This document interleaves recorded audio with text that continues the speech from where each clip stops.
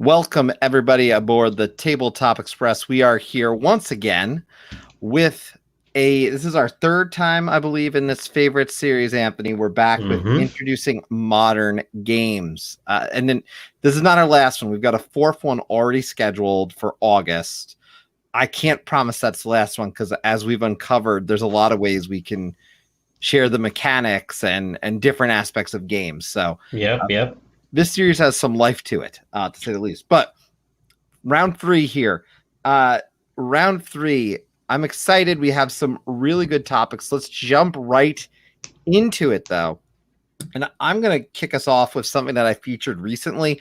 I know you've played this game, so I'm excited to talk about, and this is for polyomino games.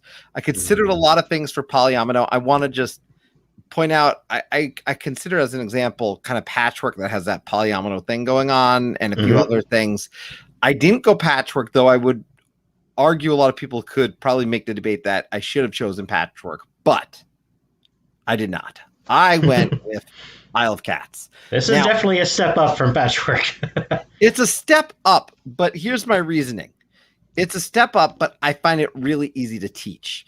And even though it's got more pieces going on with it and there's a lot more to potentially teach, it's honestly takes me maybe 10 extra minutes to teach than a game of Patchwork. So for me, this was one I wanted to kind of go with. I can understand the logic of Patchwork, which is why I was so close to picking it.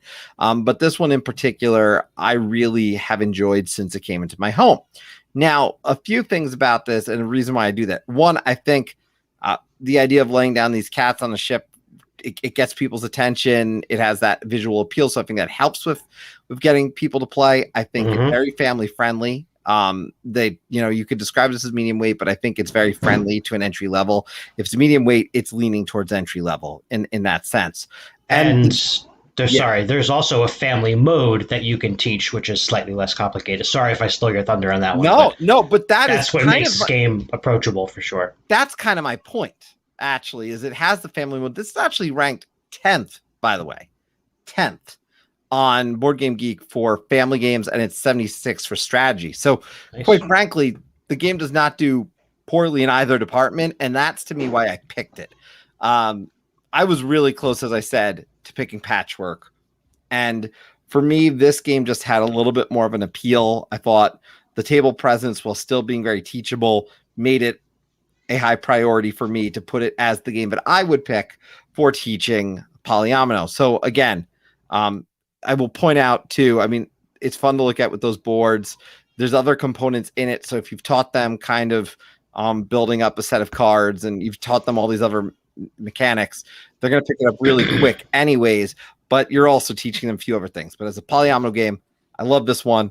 So that is my pick. It's Isle of Cats, Frank West, City of Games, great game. So that is going to be my choice for the polyomino theme, which I was excited to get into. Another polyomino game I love, but I think it's a little too complicated as well as New York Zoo. I've come to love New York Zoo a lot. It's grown on me, but just a little bit too much. The theme is. I'm sad to report that my copy of New York Zoo is still in shrink. It is the last game from Christmas that has not been opened yet. It's very shameful. I have to get that one played. Well, we can help you with that one, but we've got, again, 5 topics each for this. So just so everybody knows, Anthony and I are going to be going through 5 essentially mechanics of a game for each of these, and they're not always necessarily in sync. We pick them on our own accords each time. They may be in sync at points, but I don't see them until we basically are just right about to record. So yeah, we weren't sure. I was thinking that we're going to have any crossover, and so far through 3 videos, we have not had any. So yeah, we'll see. What do you got? What do you got though for your first choice of evening? So I wanted to get some kind of a racing game to the table. The whole idea of racing around a board is pretty old in terms of, a lot of older classic roll and move games. This game that I chose is not a roll and move game, but it does have a racetrack and it has a very familiar IP, and that's because it's called the Hair and Tortoise.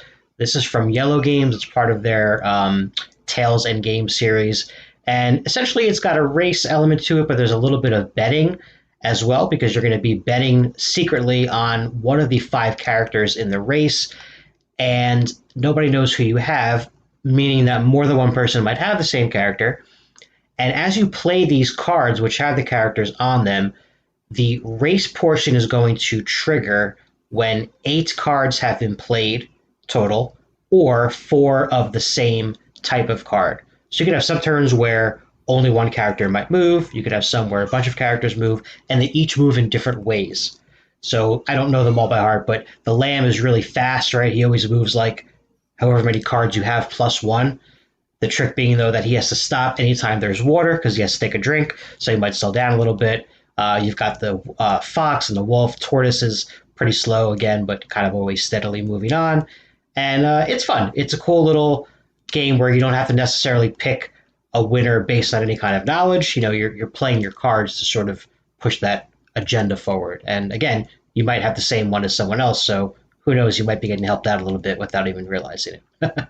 You know what's interesting? I've never played this one, but I've looked at it on the shelf quite a bit. I feel like it's, and I don't get to do enough. I feel like racing games is one of the categories where I probably am weakest in terms of collection. So this one may have to work its way to the table because it catches my attention as you talk about it, especially as I think about families. Like, I feel like this just has that family friendly vibe that will still be fun for the adults, which is the perfect mix when I talk about a family game, at least. And it comes in a box that's shaped like a book, which is pretty cool. And the rule book actually has the story in it, the Aesop fable, and I think a couple other versions of the same stories. You can do like a whole night of this, right? You do a read aloud, and then you play the game afterwards. It's a lot of fun. And yeah, you get cool components, a little podium there with first, second, third place.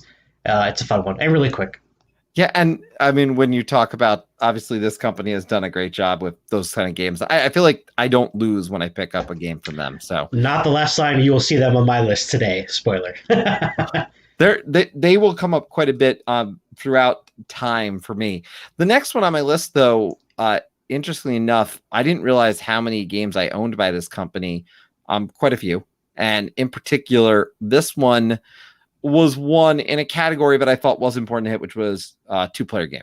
Mm-hmm. And I mentioned a game that's like chess as a theme, actually, with Onitama, which is a great 2-player game.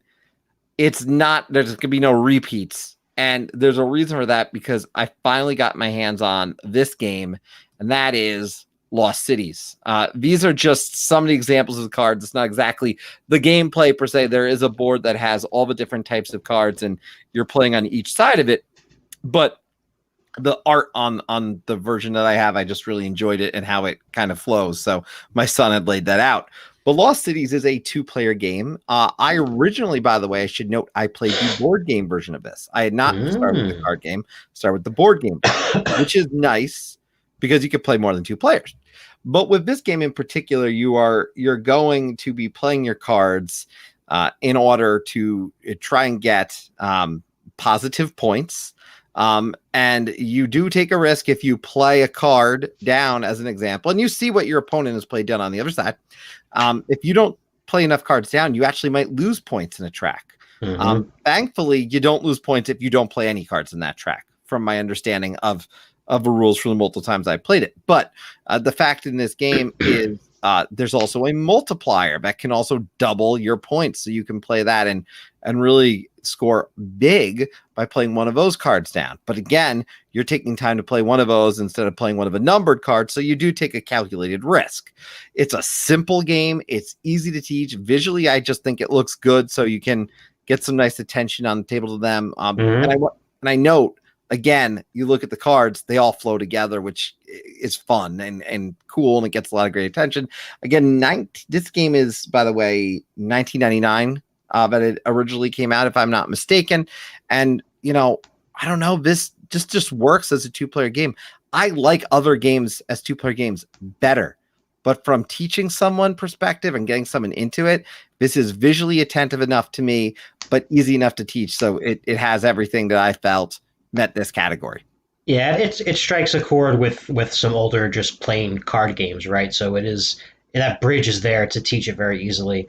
For as simple as it is definitely it's a little bit of a brain burner. Yeah. Not that you don't know what to do, but there's always a point in the game where you do not want to get rid of anything in your hand, nor do you want to give your opponent anything, and something's got to give. And it makes for some stressful turns for sure. And to add to your point about the multiplier thing, you can multiply your score on each of those sets by 2, 3, or 4. But also, if you have negative points, you're going to double, triple, quadruple those. So you could lose a crap ton of points in this game because as soon as you play one card to that color, you're committed to that expedition, and you start at minus 20 points per thing. So you're already in the hole from the minute you play a card down to that color. Yeah, so you got to be very strategic, especially. But again, I point out that you know what your opponent is playing. You see all of this on the other side, so you can make some calculated guesses. But someone can also see that and say, "All right, I'm going to go down here," and they're going to be in a lot of trouble. So it makes for a very competitive, strategic game. But that's my second category tonight, which is 2-player games. All right, I'm going to hop right on that because I've also got 2-player game. And this one is Pyramid Poker. Talk about easy game to teach. This one is super simple to teach. If anyone has any experience with poker whatsoever, and I don't mean that you have to be good at poker in terms of knowing what to bet or bluff. There's none of that. You are simply building a 5-card hand of poker with these big, nice, chunky wooden blocks. So you start the game. All these are face down. You take 15 of them. And then you and your opponent take turns placing these, yours facing you and your opponent's facing them. So a complete pyramid might look a few different ways, but basically there's going to be a bunch of tiles that you see and a bunch that you don't see. And after they're all set up, you then alternate taking them from the pyramid and placing them in one of your 3 slots of your poker hands. So what's cool is you can, again, like similar to Lost Cities, you can kind of see what your opponent's going for. And, there's some moments in this game where you're like, they need one more heart to get that flush. But I have all the hearts on this side, and I am sure not going to let them get any. So I'm going to go ahead and steal those. And then every once in a while, you're going to get one taken from you that you were really banking on. It's a lot of fun. It's super fast. You can play this multiple times in one sitting. I almost always play it more than once. And it's a nice, chunky looking thing. And even if you don't know the poker hands, like what beats what, there's a page in the rulebook that has them all laid out for you. It's really, really simple. So there's an identifier that can tell you, okay, this royal flush is going to beat this flush, etc. So you can it sounds like you could teach people the rules of poker in a sense not the rules, but some of the basics of poker with actually pyramid poker. Oh, for sure. Yeah, if you had taught this game first to someone and they start to get the hang of the ranks of the hands, that's a great stepping stone to actually teaching the poker, a classical poker type game for sure. Right. No, I think that always I just think that makes it interesting. Speaking of interesting, I always found the idea of, say, Werewolf or some of these other hidden games really interesting, but I never loved Werewolf. I never just came to just truly embrace it like some have. But along this path, I discovered this game, which I came to really like quite a bit. And this one it's got that same theme. The idea, the actual description of a game is your village has been overrun by savage werewolves, which are represented by a number on the cards that make up your village. And if you don't know what the game is by me saying that, I'll tell you right now. The game is called Silver. Now, what's cool about this game and why I like this game a lot, I did pull some photos from Board Game Geek for this because I've shared the other photos before, and they're honestly not that great. Some of these are just laid out so much better, so credit to those folks where it is due. The idea with Silver is you've got these cards, they're 1 to 13. You're going to essentially be playing these cards throughout to get rid of the highest scoring, the high number cards, and you want the lowest number at the end because that is the number of werewolves. That's what those numbers are representing. You're actually going to, when you think you've got the lowest, call for a vote. But you got to be careful because everyone else has a chance when you call for that vote to go do something and try to get down, and you can lose by calling for the vote. That's one of the fun parts of this game. You call for the vote and you don't actually have the lowest amount, well, you're going to lose. Now, it's a standalone game. I should note this. These cards have these abilities. So when you play a card, as an example, it may say this card, despite being, lower, is going to do X, Y, Z. And it's going to trump this, or this card always beats that. The 0 through 13 cards all have different abilities as a whole, but it's a standalone game that can be mixed with every other in its series, which means the variety of this game is never ending. And I like that about this game. The powers of these cards are pretty interesting and unique. But when you're playing these cards down, you're essentially choosing, am I going to discard this card without using its power? Am I going to replace it? And ultimately, you're going to have these 5 cards down on the table that you want to, as ultimately, sometimes less actually, ultimately represent the lowest number. So you're going to play these cards down. It's a lot of fun. It plays really quick, by the way, everybody. I should tell that. I can play this game in 15 minutes once everyone knows how to play, because you kind of know the scheme of what you're trying to do. They all have a different abilities. For example, Silver has a silver amulet. I have not played all of the other ones, so I can't speak to what makes them special. They have these different things that can help you. But overall, a very fun game that is easy to teach, fun for the family. And this one, again, I think for me, the standalone part is nice. To being able to mix it up means if I like it, I can just add and mix it up, which means I can take the 8 from another set and put it in, and then the 9 from the third set and put it in. And that to me is fantastic, because if they love it, we could continue this and it's going to feel very different. So big winner for me. And it does have a fun theme that I don't say it oozes through, but the general idea of you want the least werewolves exists. And that's why I led by talking about werewolves, even though it's really nothing to do with werewolves other than that the numbers represent werewolves. I think you're muted there.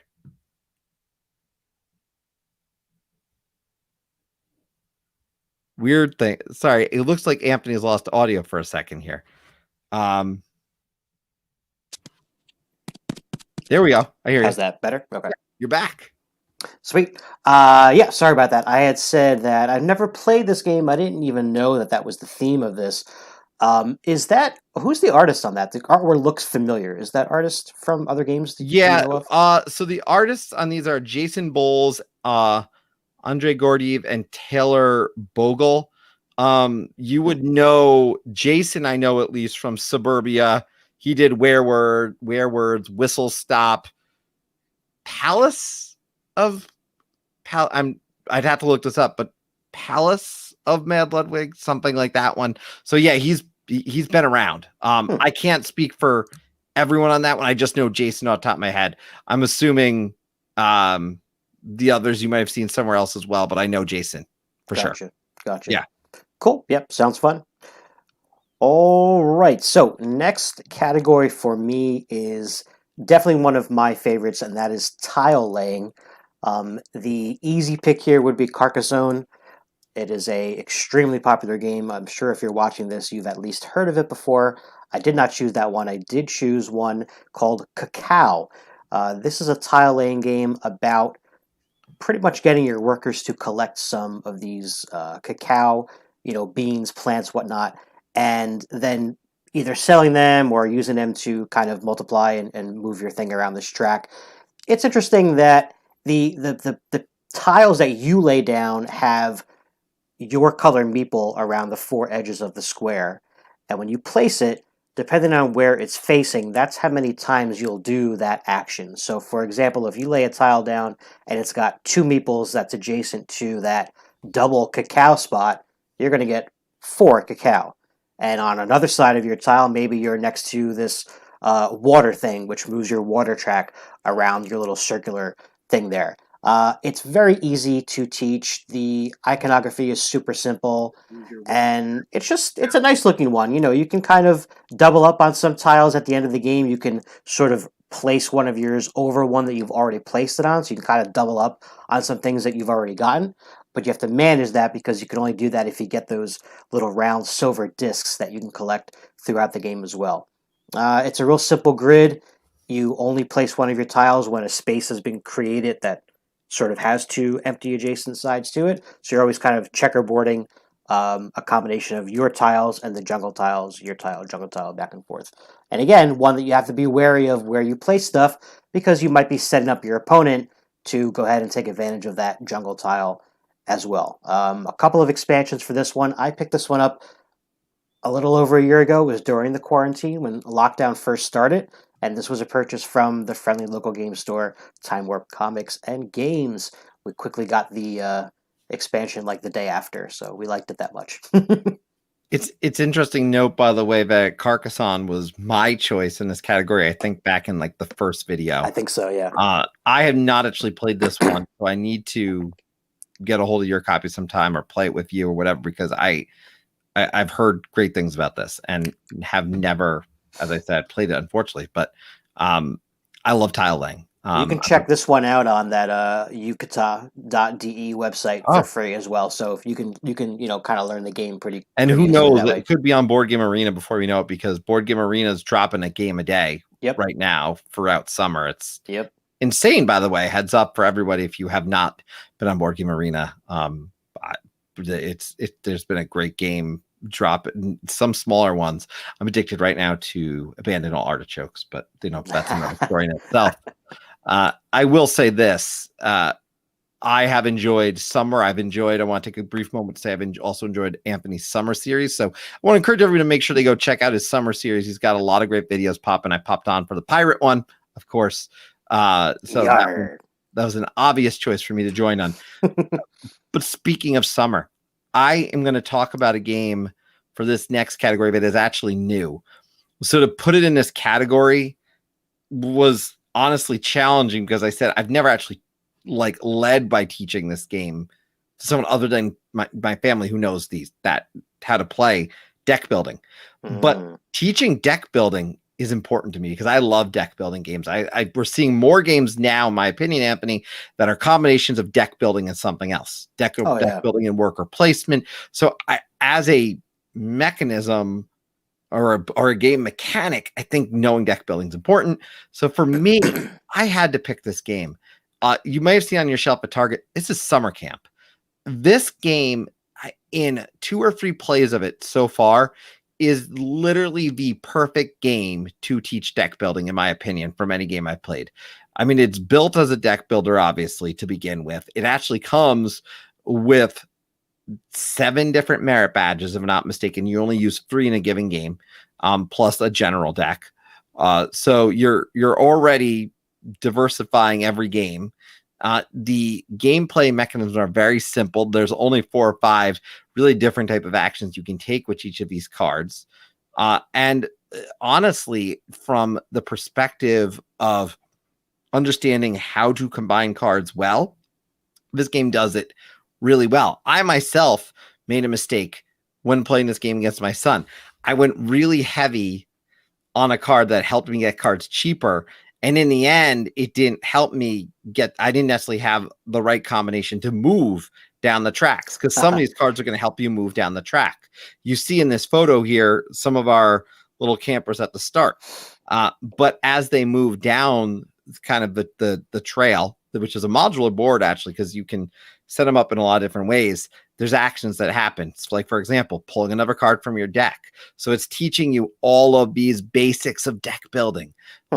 The ability to kind of plan your moves out and say, I'm going to play this card, which allows me to move this person forward, which allows me to move another person forward, which lands them on a draw another card. I know the odds of a good card there are this. So, and this is doing it all. They don't know they're learning something like that, but as a gamer, I know that. And for me, that's exciting. So for me, yeah, I highly recommend this game if people have a chance to check it out.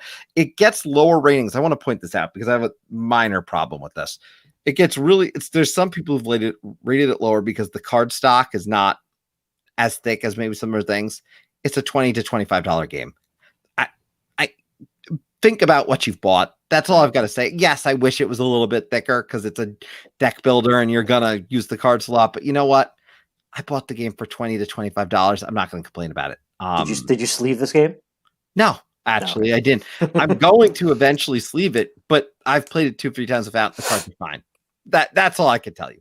I'm not playing this as much as I might go play Clank in Space or something else. Like I'm not going to sit here and play it 50 times this year. But am I going to play it, 5, 10, 15 times in a year? There's actually a good possibility because it's very easy. By the way, Phil Walker Harding, who's the designer of this game, also Sushi Go Party, which was another game I mentioned earlier on our list. So And designer of my tile laying game Cacao, actually, as well. So that's 3 mentions at least on this list for Phil. Yeah. So he's winning. He might be winning at this point. That game looks really cool. I love the cover. I love the fonts. I love the theme.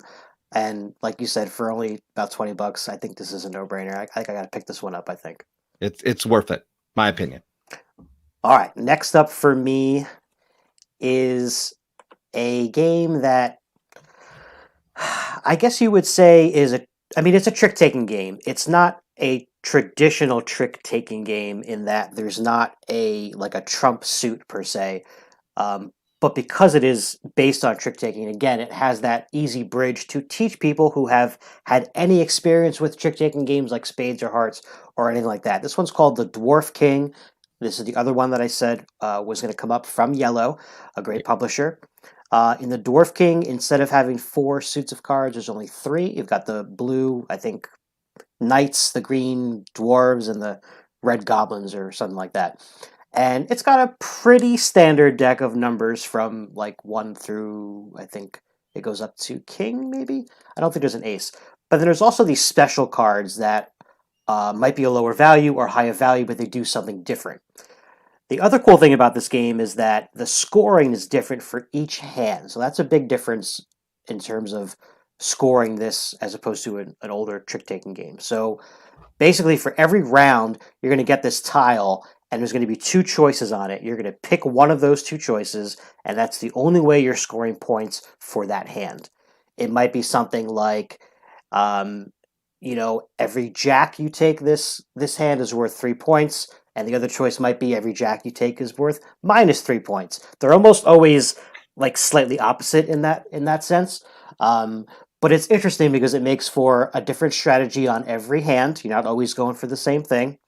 And for each hand, you shuffle 1 special card into the deck so that each turn there's going to be that 1 special card that's floating around. You don't know who's going to get it. And each one does something different. So it adds enough sort of twists and curves to a traditional trick-taking game to make this one a lot of fun. I found this is very easy to teach. Again, even if someone does not have any trick-taking experience, because it's really just a bunch of cards. And if they don't know what one of the cards means, they look it up in the rule book without having to tell you, reveal that they have one. It's a great one. I had a lot of success teaching this one when I used to have a board game after school club with middle schoolers. When I taught this, there was 3 or 4 kids that immediately took to it, and it became the hot game for the next few weeks. It was just always out on the table. And again, it's fast enough where they got it done. You can actually scale it. You're supposed to play over 7 rounds. I don't see any harm in scaling that down to 3 or 4 or 5 if you really wanted to, if you wanted to make it a little shorter. What I like about this, so funny story for those watching, you had an extra copy of this lying around, so I have a copy of it because of you. And what I like about this one, and while it's not my favorite trick-taking game, and I don't want to comment if it would be the one that I would pick because I haven't gone to that category yet. What I can say is I really did enjoy that the start of each round was different. Yeah. And for me, first and foremost, these are the cards are fun. I do like it, that thematic piece is there. I find most trick-taking games in the end, you kind of forget about the thematic for the most part because you're just playing the cards based on what they are. But right. I still was drawn to the thematic. I remember when you showed me the box. I was like, oh, this looks fun. And so that got the box to the table. But I digress. The idea that each round is different and that the scores completely vary every time. You could literally play where it's always who's going to have the least negative. You could play least negative points is going to end up winning. Yep. Because you've always chosen the negative route. I mean, yeah. So it's a roller coaster of scoring for sure. There's no average score in this game. Yeah. I guess that's the point. Because you're never gonna you could track. I joke about tracking my scores, but I could track my scores all day long. This is more about if I was tracking it, I might as well track my win or Yeah. my loss, because the scores are never going to have a consistent end, probably for the most part. But I love it. I do think this is a great game. And Bruno's the designer of that one. So everyone, I think people may know that name. I think people also know the name of my next category, which I chose, by the way. I played around before I wanted to fit this. I knew I wanted to get this in because I think it's important. But I went with player elimination, and I went with this as a mechanic because I think, one, it's not for everyone, but there are fun ways to do player elimination. There are games that are not awful when you're eliminated, and you can have a good time playing them. Mm-hmm. I think there's an art to that because I generally don't like player elimination. I generally think it's a bad thing. But this one, I like a lot. Now, I want to make a really important note about this as I bring it up. I put King of New York and King of Tokyo. Full disclosure, have not played King of Tokyo. I know it's simpler, and it's probably the one that's better to teach with and introduce with. I have introduced with King of New York. And I've always introduced King of New York because I have New York. I love the city of New York. I have every promo card except for one, which is Washington Square Park and is impossible to get. And I really want it because I worked by Washington Square Park. But the game is just fun. The New York version adds some extra powers and some extra abilities and a lot of different things that make it a little bit more complicated. So I will say I think King of Tokyo is the way to go from everything I've taught, but it really is this area control game in the sense of not area control, player elimination game where you are trying to go into these spaces, build up your strength, and also force your opponents into bad situations. But your opponent can also go into this one part of the board, which you can see at the bottom of Staten Island and working your way up through Central Park. You don't want them to get all the way up to the top because then essentially they're on their way to victory. So you want to keep them out of there. You want the military after them. You want them getting hit with damage. So it's a lot of fun because you're being attacked and also getting other people attacked. Mm-hmm. So I failed to call to take that game either because there's take that, like it just all feels so natural, like everything is meant to happen. It's a fun game though. There's a lot of promos for this though, and the one thing I warn people is don't get like too promo crazy on it because for the most part, if you look at the promos in this game, they're fun, but they're not necessarily all. A lot of them don't add extra gameplay because it's just a different monster. Right. Whereas the expansion packs you can get. And here's the neat thing: King of Tokyo, King of New York, both with the expansion packs, they go for both. They've got one for each other. Now they're not combined. Like the one for New York is not for Tokyo. He's got its own set of cards that comes with it. But but you could play with any monster in either game, right? You can't technically for a variety for the expansions. Yes. Okay. If it's an OG one from King of Tokyo, I can't say you play it with New York because I don't think they come with the New York cards. Right. But the Tokyo version, again, I don't want to try to speak to Tokyo too much. I just want to illustrate that I know teaching the King of Tokyo is going to be easier. But King of New York, if you got someone who's 9, 10, 11 years old and they've got some basics down and it is going to be a fun game to put to the table. Oh yeah, who doesn't love giant monsters destroying the city? I mean, really, if someone doesn't like that as a theme, then tell me because I will show you this game and you're going to love it. I'm surprised they haven't come out with all the expansions and stuff. I'm surprised that there hasn't been any plastic minis for this game as like an upgrade. They do have the King of Tokyo like black and white edition. Oh, that has miniatures instead of standees? I don't know what that has in it. That's what I'm saying. I don't know what's in it. It looks cool. Yeah, it looks. It's just different artwork. If I get Tokyo, that's what I'll get. But I don't know what's in it, to be honest. Haven't played it. Yeah, I've only played King of New York actually as well.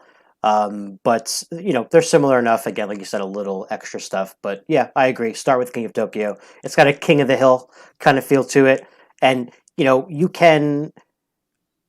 To your point about player elimination, at least in King of Tokyo, you're going to get picked on. Like when you go into Tokyo, you're going there. It's the focus is on you. There's no If, ands, or buts about it. So you can't feel bad and be like, oh, people are picking on me. You go there, that you're going to get picked on. I mean, that's in New the York. game.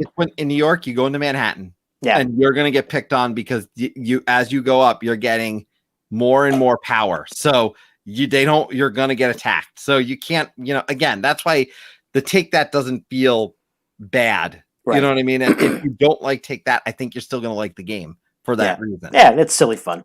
It's definitely silly fun.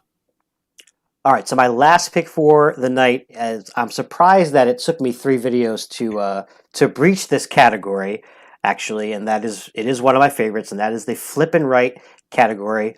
This is really up there, top 3, I think, of my favorite flip and write games at the moment, and that's Trails of Tucana. I was waiting for this one for the record when we started this because I know you like this one. I've heard you mention it before. Very, very simple game to teach. You've got 2 different maps, one just a little bit bigger than the other one. And what's cool about this game is you're drawing these lines on the map, but you set up the game. So it's a hexagonal shaped map with little hexes in it. And around the outside, there's a bunch of these little ports that you label A through E. But everyone gets a different starting position to label their ports, meaning no 2 people are going to have the exact same setup on their score sheet, which is awesome. When you play this game, you simply flip over 2 cards, and whatever the terrain types are on those cards, that's what you're connecting on your score sheet. So there's either desert, water, forest, or mountain. So let's say you flip them over and it's forest and mountain. You're going to draw one line connecting a forest hex to a mountain hex. That's it. Scattered around the map are these different symbols that you're trying to attach through these routes back to the ports. As soon as you get them attached to one port, you'll score for that one, and then you get multiple ones, you can get more points. And there's even bonuses for connecting 2 ports together that are the same letter, like A to A, B to B. You're going to get points for any connections you make, and bonus points if you're the first person to happen to get that one. Again, so easy to teach. I mean, there's like one rule in this game. You don't have to draw a line that's adjacent to any other one that you drew previously, which is kind of rare in this kind of category. You can kind of draw them anywhere you want, and it's just super fun. It's really quick. This is actually a zoomable game as well. In fact, Aporta Games, who's the publisher on this one, right on their website has a downloadable score sheet, both sides of the score sheet, full color. You can print that out, and you can play this with someone else who has the game over Zoom. They don't even have to show you the cards. I mean, they could if they have a camera. It's better. But if they didn't for whatever reason, it's as simple as flipping over 2 and saying, it's desert to desert. That's all I need to hear. I'm going to draw my line. That's it. So check that one out for sure. Very easy to teach, very quick, and a lot of fun. Well, just so everyone can see, here's our choices for this round. Obviously, no real rankings per se. This is just the categories. I want to make a note. I came to realize this because I wrote this down in my notes. 3 out of my 5 games were in the top 100 for family games on Board Game Geek. So I don't think, and one was like 604. But the point being that I do think that family friendly does not mean boring. And I will play any of the games with a gaming group. I'll go sit down at Anthony's house and play it. I will go play with my mother, father, and my son. So I think that goes to the strength of some of these games. If you've got any games you really liked, I want to bring up, we had a comment earlier about Barren Park being a great polynomial game to teach. And I probably would agree if I had a chance to play this game. This has been on my want to play list for a very long time. But I really do appreciate that mention of it because I've heard great things about this game. Yeah, I played it once. It was a lot of fun. I have seen it. It was often overpriced, I found on Amazon for some reason for certain points. I think the price has gotten back to normal. But there's one point where you can only get for like $90. And I said, yeah, no, I'm not doing that. But yeah, that's it in terms of our picks for this time around. I'm just going to put this up on the screen for everyone to take one last look at. I want to make a note for everyone that we're going to be back. I believe it is in a few weeks in August. So you'll see me promoting that. And we're going to be doing our 4th in the series. You can, of course, always go back to Anthony and I's videos where we've talked about this before. There's 2 other videos back around March and April. That is a playlist for that on my page. I know that I can share. And other than that, the only other thing I wanted to mention is just a shout out about something that is coming really quick on my end, which is that I will be doing a giveaway of Medium. I'm finalizing the details of it, but it's pretty simple. And if you want to start, you can start now.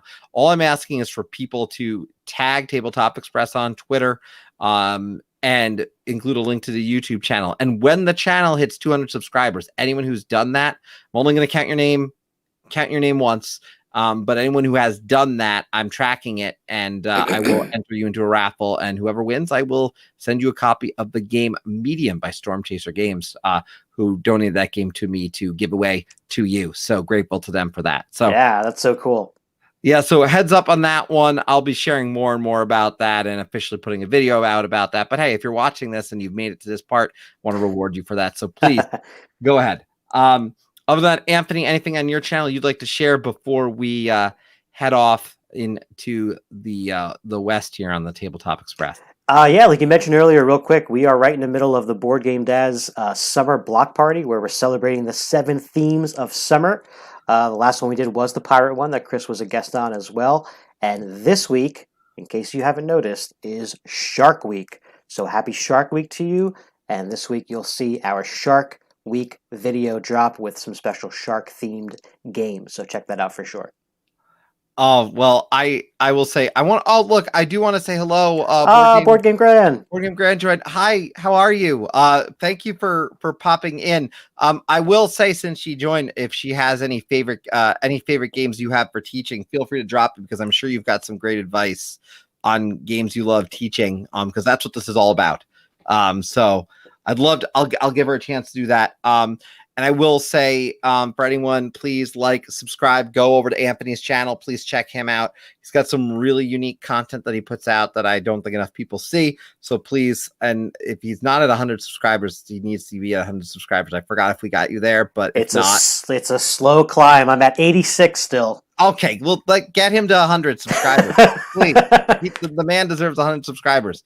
But we do have Board Game Grand here, so we're going to take advantage of this. Pandemic. Yeah, a pandemic is a good one.